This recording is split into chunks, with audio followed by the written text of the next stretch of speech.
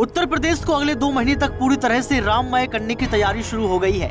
अयोध्या में 22 जनवरी को भव्य श्री राम मंदिर के उद्घाटन और रामलला की मूर्ति की प्राण प्रतिष्ठा के अवसर पर संस्कृति विभाग की ओर से उत्तर प्रदेश भर में विभिन्न कार्यक्रम का आयोजन किया जाएगा। आपको बता दें कि तमाम लोग मौजूद होने वाले हैं। इसमें आपको बता दें कि अवधेशानंद जी महाराज, मुरारी बापू, रामभद्राचार्य, जया किशोरी और देवी चित्रलेखा सहित अन्य प्रख्यात कथावाचक रामकथा के विभिन्न प्रसंगों के माध्यम से जनमानस के मध्य श्री राम के आदर्शों का जो है स्थापित करेंगे और उनके बारे में बताएंगे। लेकिन इस बीच जो है जहां राम मंदिर का निर्माण चल रहा है, राम प्रतिष्ठा की बात की जा रही है और यहां पर कहीं ना कहीं राजनीति जो है चीखने और चिल्लाने लगी। यानी कि 2024 के चुनाव के पहले पहले राम मंदिर का उद्घाटन चुनाव को लेकर जोड़ा जा रहा है। ये कहा जा रहा है कि ये बीजेपी का सबसे बड़ा हिंदुत्व कार्ड है और इसका फायदा कहीं ना कहीं उत्तर प्रदेश की 80 लोकसभा सीटों को जो है लेकर किया जा रहा है। यानी कि भाजपा को 80 लोकसभा सीटें मिल सकती है, क्योंकि इंडी गठबंधन ने जो है यहाँ पर ऐलान कर दिया है और साथ में अखिलेश यादव ने 65 सीटों पर लड़ने का भी ऐलान कर दिया था।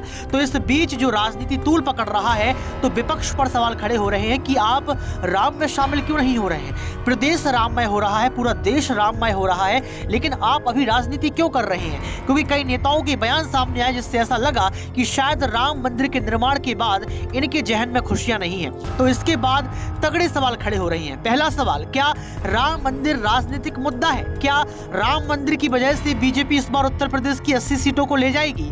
क्या देश के प्रधानमंत्री समझते हैं कि हिंदू मुस्लिम करना जरूरी है? क्या देश के प्रधानमंत्री नरेंद्र मोदी को पता है कि राम मंदिर कहीं ना कहीं वोट बैंक को बढ़ावा देगा? इन सवालों के बीच भाजपा तो फंसी हुई है, लेकिन विपक्ष को यहाँ पर तगड़ा झटका लगता हुआ नजर आ रहा है, क्योंकि जनता की भी नाराजगी देखी जा रही है। आपको बता दें कि रामोत्सव के लिए नेपाल, कंबोडिया, सिंगापुर, श्रीलंका तमाम जो है देश भी आमंत्रित है। इनकी मंडलियां भी शामिल आएंगी। यानी कि जोर शोर से 22 जनवरी को एक बड़ा उद्घाटन सत्र देखने को मिलेगा।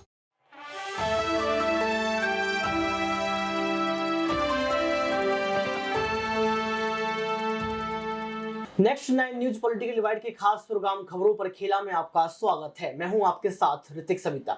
दर्शकों, राम मंदिर के उद्घाटन के पहले लगातार जो है चर्चाएं शुरू हो गई और ये कहा जा रहा है कि भाजपा पार्टी ने जो एक बड़ा दांव खेला है वो कहीं ना कहीं हिंदुत्व कार्ड खेल दिया है। राम मंदिर का उद्घाटन भी इसमें शामिल है। लेकिन इस पर क्या हम लोग यकीन मान लें? और इसलिए खबरों के साथ खेलना पड़ रहा है और इस मुद्दे को मीडिया भी जो है दिखाने से बच रही है। हालांकि राम मंदिर के उद्घाटन की चर्चाओं को लेकर लगातार तस्वीरें आ रही हैं। लगातार ये बताया जा रहा है कि क्या क्या तैयारियां हैं, कैसे पीएम नरेंद्र मोदी उद्घाटन करेंगे, कैसे रामलला अपने दरबार में बैठेंगे, ये सब कुछ बताया जा रहा है। लेकिन इसको राजनीतिक रूप जो है विपक्ष देता हुआ नजर आ रहा है। तो इसमें कितनी सच्चाई है, इस पर हम जानने का प्रयास करेंगे। दर्शकों, आपको बता दें कि यहाँ पर एक छोटी सी रिपोर्ट भी भास्कर की है। राम मंदिर की प्राण प्रतिष्ठा कार्यक्रम से करीब 1 हफ्ते पहले से ही अयोध्या राममय हो चुका है। सभी जिलों की प्रतिष्ठित मंदिरों में 14 जनवरी यानी कि मकर संक्रांति के दिन से 22 जनवरी को रामलला की प्राण प्रतिष्ठा के दिन तक अनवरत रामायण, रामचरितमानस और हनुमान चालीसा का पाठ कराया जाएगा। इसके लिए हर जिले की पर्यटन और संस्कृति परिषद के जरिए स्थानीय कलाकारों और लोगों को जिम्मेदारी दी जाएगी। ये बड़ी बात निकलकर सामने आ रही है। लेकिन पीएम नरेंद्र मोदी ही क्यों उद्घाटन कर रहे हैं, इस पर चर्चाएं तेज है। राष्ट्रपति द्रौपदी मुर्मू को आगे क्यों नहीं रखा जा रहा है? राष्ट्रपति देश का प्रथम नागरिक होता है और प्रधानमंत्री नरेंद्र मोदी अगर राष्ट्रपति को आगे रखेंगे तो कहीं ना कहीं उनकी छवि पर प्रभाव पड़ेगा। ये भी खबर तेज है। इसके साथ साथ जो बीजेपी और आरएसएस का कनेक्शन रहता है, जिस पर विपक्ष को शंका रहती है, उस पर भी जो है अब लगातार बयानबाजी शुरू हो चुकी है। ये कहा जा रहा है कि बीजेपी आरएसएस को क्यों इनवाइट कर रही है और अगर आरएसएस के जो मोहन भागवत जी हैं वो पहुंच रहे हैं तो विपक्ष को निमंत्रण क्यों नहीं, या फिर यहाँ पर एकता के सूत्र में बांधने का प्रयोग क्यों नहीं किया गया। और यह भी कहा जा रहा है कि संस्कार और संस्कृति के लिए भारत देश जाना जाता है। तो इस मुद्दे को चुनावी मुद्दे के रूप में विपक्ष क्यों देख रहा है? हर बार भाजपा को एक टारगेट क्यों? इसको लेकर लगातार बातचीत चल रही है। आपको बता दें कि रेल मंत्रालय के मुताबिक अयोध्या रेलवे स्टेशन के जो रीडेवलपमेंट का काम 2 चरणों में किया जा रहा है। 240 करोड़ रुपए की लागत के पहले चरण का काम इस साल 31 दिसंबर तक पूरा कर लिया जाएगा। इसमें स्टेशन की मौजूदा 5000 यात्रियों की क्षमता को बढ़ाकर 1 लाख यात्री तक किया जा रहा है। यानी कि आप देख सकते हैं कि ये जो लगातार डेवलपमेंट चल रहा है, लगातार उद्घाटन की तैयारियां चल रही हैं और एक के बाद एक अयोध्या वासियों को सौगात दी जा रही है, इसको लेकर भी लगातार राजनीति चल रही है। अयोध्या भगवान राम के भव्य मंदिर का काम जल्द ही पूरे होने वाला है। 22 जनवरी 2024 को मंदिर में रामलला की प्राण प्रतिष्ठा की जाएगी। इसके अगले ही दिन 23 जनवरी से भक्त भगवान के दर्शन कर सकेंगे। प्राण प्रतिष्ठा के भव्य आयोजन को देखते हुए भारतीय रेलवे ने जैसा किया वो मैंने आपको बताया। इसके साथ साथ यहाँ पर आपको बता दें कि जो कांग्रेस है या फिर जो आम आदमी पार्टी है या फिर आपको बता दें कि जो यहाँ पर और भी पार्टियां हैं वो इसको राजनीति रूप दे रही है। यानी कि इसको राजनीति रूप इसलिए दिया जा रहा है क्योंकि 24 का चुनाव नजदीक है और हमेशा हमने भाजपा का हिंदुत्व कार्ड देखा, भाजपा का हमने एक इमोशनल कार्ड देखा और पीएम नरेंद्र मोदी चुनाव के पहले मंदिर जाते हैं, आपको पता है। इसके साथ साथ तिलक धारण करते हैं, हालांकि उन्होंने कभी ऐसा जिक्र नहीं किया है लेकिन ये कहा जा रहा है कि उत्तर प्रदेश की जो 80 लोकसभा सीटें हैं चुनाव के जरिया से, चुनाव के नजरिया से वो सबसे अहम, सबसे ज्यादा है। अखिलेश यादव ने एमवाई समीकरणों को मजबूत करने के लिए 65 सीटों पर चुनाव लड़ने की बात कही थी। इसके साथ इंडी गठबंधन का भी हिस्सा अखिलेश यादव है। तो उत्तर प्रदेश की जनता को लुभाने के लिए क्या ऐसा किया जा रहा है? उद्घाटन दिसंबर में क्यों नहीं, उसके पहले क्यों नहीं, या फिर चुनाव के बाद क्यों नहीं, ये सवाल है। लेकिन आखिर क्या कुछ चल रहा है उस पर हम चर्चा कर लेते हैं। अयोध्या के अंदर आप अपने आराध्य प्रभु राम को घर बैठकर मंदिर निर्माण की प्रगति से रूबरू होना चाहते हैं तो यह तस्वीरें आपको देखनी चाहिए। अयोध्या में मंदिर का निर्माण भव्य और तीव्र गति के साथ हो रहा है। ड्रोन से तस्वीर ली गई है और इसके साथ साथ दर्शकों आपको बता दें कि ये बहुत बड़ी बात है कि आप 22 जनवरी को पूरा टीवी पर देख पाएंगे कैसा क्या कुछ चल रहा है, ये रिपोर्ट कह रही है।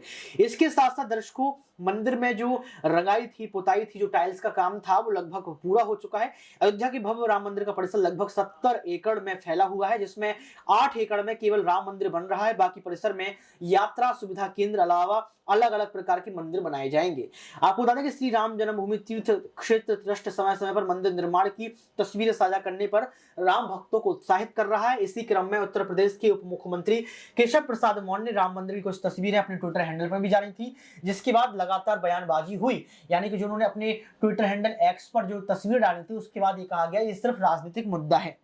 आपको बता दें कि यहाँ पर जो दर्शक वर्ग हैं या जो हमारे दर्शक हमें सुन रहे हैं इनके लिए बड़ी खबर ये है कि आप रामलला को जनवरी में ही जो है देख पाएंगे, जनवरी में ही आप दर्शन कर पाएंगे, ये बड़ी बात है। इसके साथ साथ दर्शकों आपको बता दें कि और रिपोर्ट क्या कहती है। राम नगरी अयोध्या में बन रहे भव्य मंदिर के भूतल का निर्माण इसी वर्ष 31 दिसंबर तक पूरा करने के लिए श्री राम जन्मभूमि तीर्थ क्षेत्र में कारीगरों की संख्या में इजाफा किया गया है। अब तक 2500 कारीगर मंदिर निर्माण कार्य में लगे थे। तीर्थ क्षेत्र के इस फैसले के बाद अब कारीगरों की संख्या 1000 और बढ़ गई है। अब 3500 कारीगर दिन रात करीब 3 पालियों में इस मंदिर का निर्माण करने में जुट गए हैं। तो इस पर भी मामला तेज हुआ कि आखिर क्यों इतने जल्दी आप कर रहे हैं, धीरे धीरे भी बन सकता है। अगर रामलला मंदिर में बैठ जाएंगे उसके बावजूद भी काम चलता रहेगा। लेकिन ये कहा जा रहा है कि चुनाव के पहले जिस तरीके से अमित शाह ने आगाज कर दिया, कोलकाता पहुंचकर सीएए का मुद्दा सामने लेकर आ गए, इसलिए इसको भी मुद्दा बनाया जाएगा और इसीलिए कारीगरों की संख्या बढ़ा दी गई, उनको तेज कर दिया गया काम को। भूतल के साथ ही प्रथम तल का भी काम साथ में चल रहा है। भवन निर्माण समिति दोनों तलों के निर्माण को पूरा करने का लक्ष्य को लेकर चल रही है।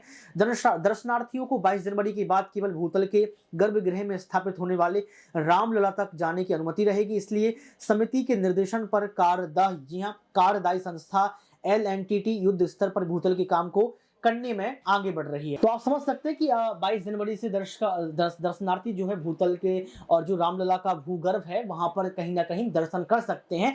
आपको बताएं कि त्योहारों के चलते सुस्त पड़ी हुई रफ्तार, थोड़ी सी त्योहार के चलते ऐसा लग रहा था कि शायद ये काम थोड़ी धीरे हो जाएगा, थोड़ा धीरे हुआ, लेकिन अब लगातार जो है काम को इजाफा दिया जा रहा है, कारीगरों की संख्या बढ़ाई जा रही है। 71 एकड़ क्षेत्रों में फैले राम मंदिर के विभिन्न कार्यों में देश के 5 राज्यों के कलाकार कारीगर लगे हैं। भूतल के 166 स्तंभों पर उकेरी जाने वाली धार्मिक मूर्तियां, आकृतियों को उड़ीसा के कलाकार गढ़ रहे हैं। वहीं बड़े बड़े कई टन के पत्थरों को संयोजन में राजस्थान के विशेष कारीगर को बुलाया गया है।